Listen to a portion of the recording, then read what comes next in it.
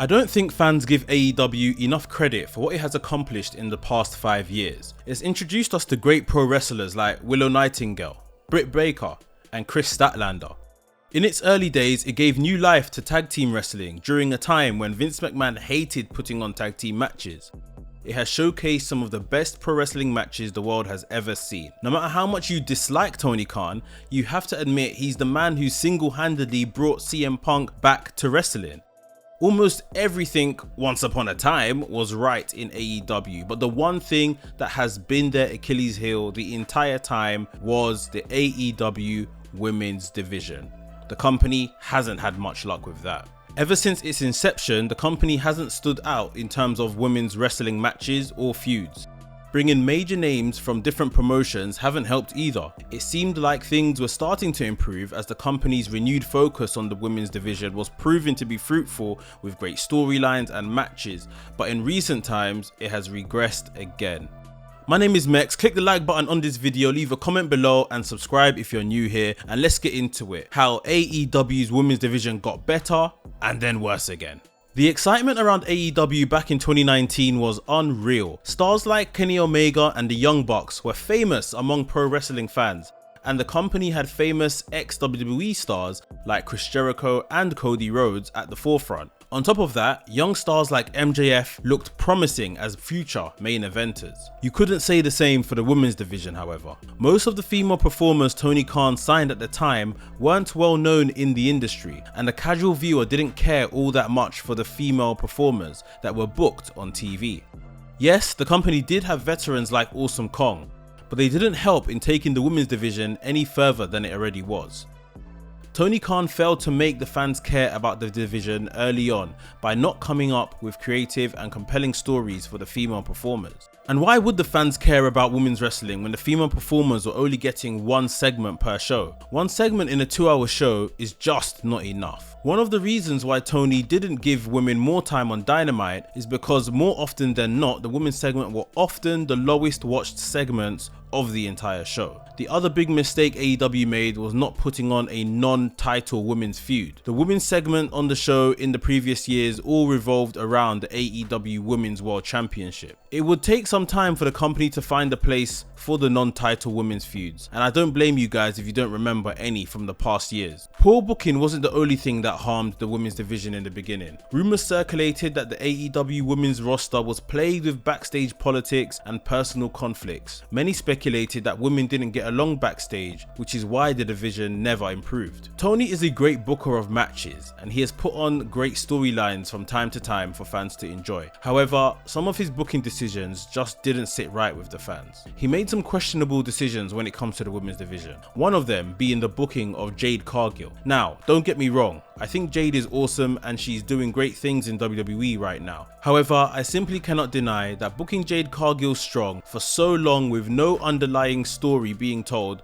was not a logical decision. Her TBS championship reign was over 500 days long, and you can barely remember any of her matches today, as Jade wasn't that good of an in-ring performer. The TV time she was given could have been used across the division to uplift the mid-card of the women's division. There's also a growing list of female stars that Tony Khan brought in that didn't make any difference. I have extensively covered how Saraya wasn't a difference maker and didn't help in taking the division forward. Make sure you check out that video after you finish this one. And Ruby Soho is another talent that should have been booked better in the company, but they also dropped the ball with her. The original Outcast stable had so much potential, but Tony didn't do anything significant with it. At one point, it seemed like the women's division was far from being recovered, but things began to change for the better in late 2023. Where Tony Khan deserves credit is for realizing that his women's division was in shambles and he needed to put some effort into making it feel relevant. He made several decisions that proved to be fruitful in the long run. The Outcasts didn't work as a faction, but the evolution of Toni Storm was a masterstroke, as her paranoid Hollywood starlet gimmick became a massive hit amongst the AEW fanbase. Bringing in Mariah May and aligning her with Storm as Storm's obsessed fan, only to later have her turn on Storm, made for compelling storyline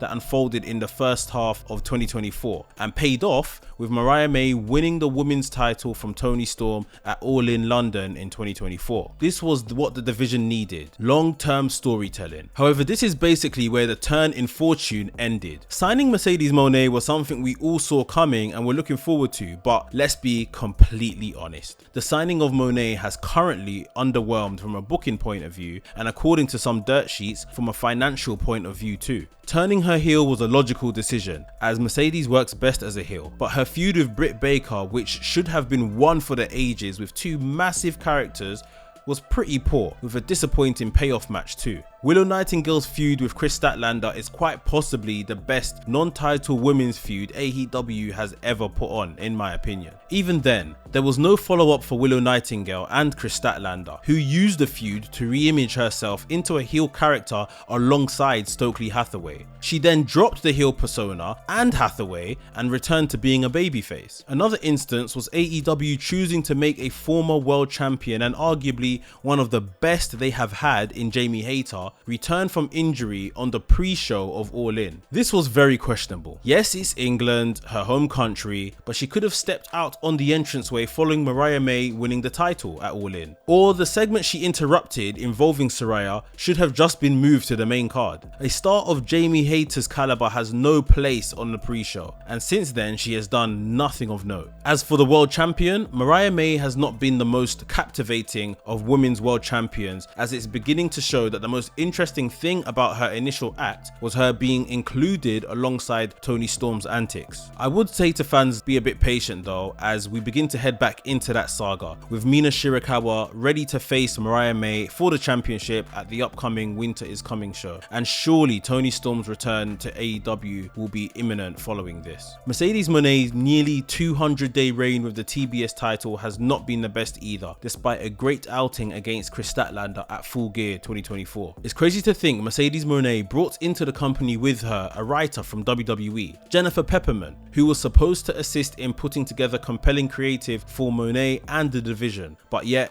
hasn't done that. There was a little window in 2024 that the AEW's Women's Division was better than WWE's, but it was unfortunately short-lived. Yes, the Liv Morgan-Rhea Ripley feud and the whole will Tiffany Stratton cash in on Nia Jax story may not always be the most compelling television, but the weekly progression of these characters and their storylines is the least we can ask for, especially whilst the division is missing major stars such as Becky Lynch and Charlotte Flair. This is not even to talk about the strength and great booking of the NXT Women's Division right now. AEW need to rediscover the momentum they had with the Women's Division mid-2024, and their major players such as Mercedes Moné, Britt Baker and Jamie Hayter need to stand up and be counted to drive the division forward. More than that, they should strive for long-term booking, as it's the only thing that has helped the division to thrive in the past. So, what do you guys think about the current state of the AEW Women's Division? Are you guys enjoying it? Share your thoughts in the comments below, and if you enjoyed today's video, hit the like button, subscribe for more, and click the video on screen to see my thoughts on WWE's new Women's Intercontinental Championship.